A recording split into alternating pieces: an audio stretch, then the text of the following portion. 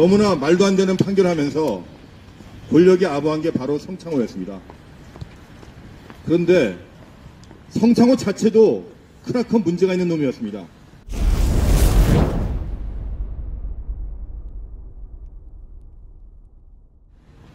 여러분들이 아시겠지만 2016년에 최순실 국정농단 사건 터지기 전에 떠들썩하게 한 사건이 있었죠.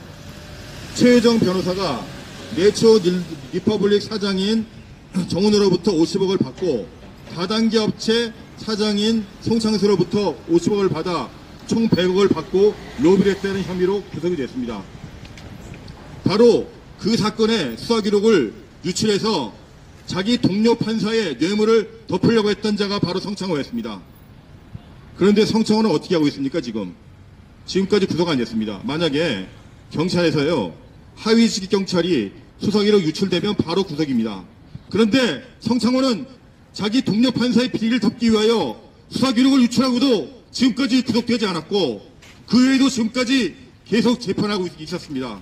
심지어는 성창호가 수사 기록을 유출했던 혐의로 기소된 그 다음 날에도 무려 30건이나 되는 재판을 하고 있었습니다. 바로 도둑놈을 재판하는 이것이 바로 우리나라의 사법이었습니다. 성창호가 바로 그런 놈이었습니다.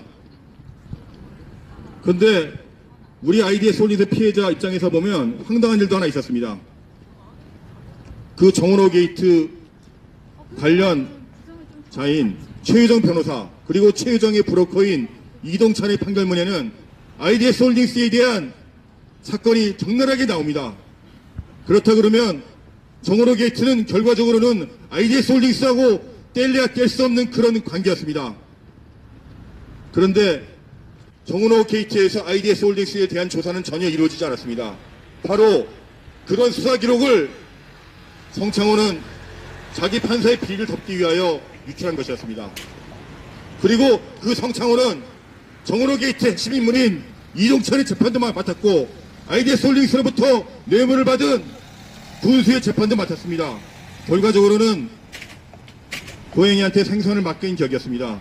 이런 것들이 바로 지금까지 우리가 보아온 적폐였습니다. 적폐 중에 하나인 이 성창호는 자기 동료 판사의 비리를 덮기 위하여 수사 기록을 유출하고 하고서도 지금까지 재판하고 있었고, 그리고 유출한 수사 기록의 관련자인 이동찬의 재판도 맡았고 IDS 홀딩스로부터 뇌물을 받은 군수의 재판도 맡아봤습니다. 도저히 참을 수가 없습니다. 이런 것은 단순하게 IDS 홀딩스 피해자뿐만의 문제가 아니라 우리나라 사법에 대하여 불신을 품고 있는 사법 피해자 전 국민의 문제입니다. 예, 이상입니다.